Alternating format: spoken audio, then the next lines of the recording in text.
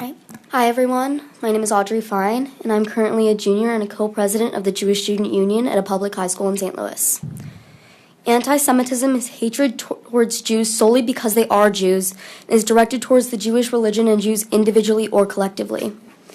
Ever since the rising tensions due to the war between Hamas and Israel, there has been a tremendous surge in anti-Semitism around the world and specifically in schools. I personally have seen the effects of anti-Semitism on students at my school, as any type of discrimination or hatred towards a minority, whether intentional or not, is damaging to students' sense of safety and belonging, ultimately creating an environment where fear and isolation replace respect and understanding. I personally have had experiences with anti-Semitism, including in a history class where my teacher briefly skimmed over the Holocaust in a single slide, reportedly because it was too sad, which minimized the significance of the statement of Jewish suffering and erased an essential part of history. This occurred despite the state-mandated Holocaust education. After I mentioned it to her, I was told that we would learn more about it later, which never happened. I have a twin sister who is in the same history class with a different teacher, and they spent 3 weeks learning about the Holocaust in great detail, and even watching a movie about it. I strongly believe that strengthening enforcement options for anti-Semitism is necessary to prevent these incidents from being overlooked or dismissed. When schools lack accountability, harmful behaviors and educational gaps persist, leaving affected students feeling invisible. Stronger enforcement would help ensure that anti-Semitism is taken seriously. Please vote yes on House Bill 2061. Thank you. Thank you. Any questions? Representative Fuchs. Thank you, Mr. Chair. To inquire.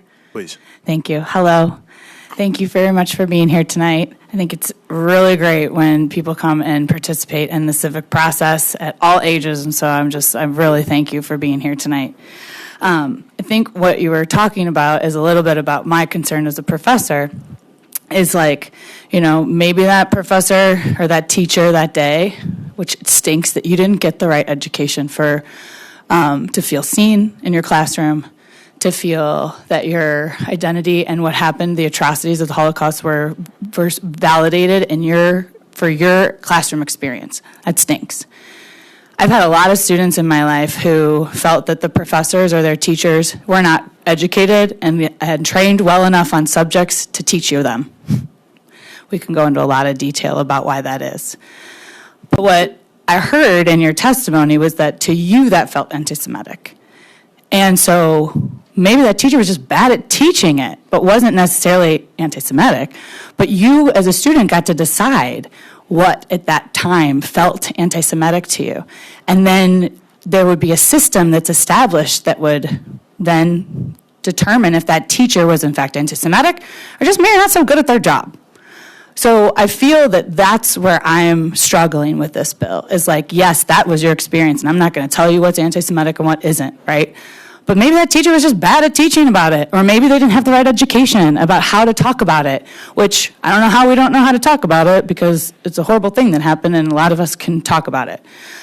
So I think that's just where I'm struggling, is like, it did feel that way to you. That is your experience. That's what happened. And also, doesn't mean that teacher was anti-Semitic, just means maybe they were bad at their job. And now a whole system's going to be determined to kind of judge and jury that situation. So for me, that's where I feel like it's really subjective in the classroom. And it's really happening. It's really happening. But is that not being able to teach it anti-Semitism? I don't know. And I don't know that all of our, what's going to happen to our teachers? Are they, I'm just kind of curious about how the system, if established, would have helped you feel more seen in your classroom. Right, for sure. I think it definitely more than stinks. I think anti-Semitism is not something people are born with. I think it is taught essentially through somebody's environment, and with people not, the protections not in place for people being able to see, oh, this isn't okay, oh, I'm going to, deny things because I don't have the education to do so, and the fact that I had mentioned it to her and it was still not taught is anti-Semitic, but obviously we could get into the weeds about what and what isn't, and we would be here all night. Yeah. So, which we're on our way. No, right. Thank you very much, and thank you, Mr. Chair. Representative Thomas. Thank you, Mr. Chair. To inquire very briefly. Please.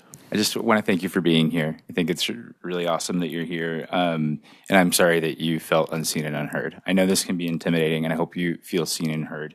And I hope you know that we're not, again, I share your commitment to ending anti-Semitism in this country. What we're worried about is I think that, the definition that you used is different than the IHRA definition. And so it's very complicated to figure out the workings of this definition and what impacts that may have on communities that are unseen. And so thank you for helping us work through that, and thank you for being here. And yeah, let's work to end anti-Semitism and figure out how to best do it. Right. And for sure, obviously, I'm not as educated as some of our expert testimonies that we've had previously. So I would love to learn more about the definition, but this is the definition that I personally use. Yeah. So Awesome. Yeah. Thank you for being here. Thank you. thank you. Thank you, Mr. Chair. Thank you. Any other questions? Next in opposition.